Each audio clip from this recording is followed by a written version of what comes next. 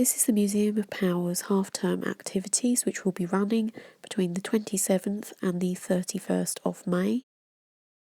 Typically these would be run within the museum itself, but as the museum is closed at the moment, we will be running them as online tutorials. This is a button collage. For this activity you will need some coloured card, some coloured tissue paper, some buttons and some PVA glue.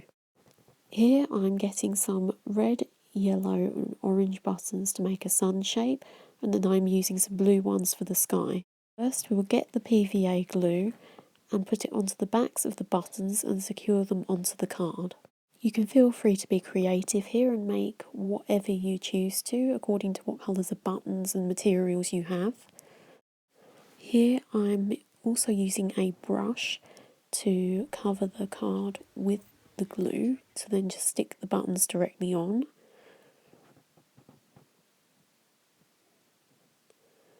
And here I'm covering more of the card with glue to prepare it for sticking the tissue paper on. And just going a bit crazy with the glue and getting it all over the card to make sure there's plenty of it, and then just tearing off strips of tissue paper and sticking it onto the card. Now I'm just making sure that all of the background is nicely covered with the tissue paper.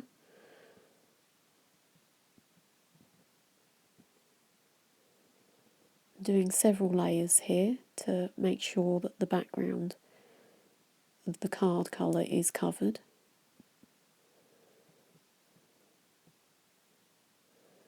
And once you're satisfied with how many layers you've built up, you can then start adding some other colours on top. Here, because I'm doing sky, I'm adding white tissue paper in order to make some clouds. And now, in order to make sure the buttons stay in place, I'm just going in between them with the PVA glue. And just moving some off of the buttons themselves, so there's not as much glue covering the buttons.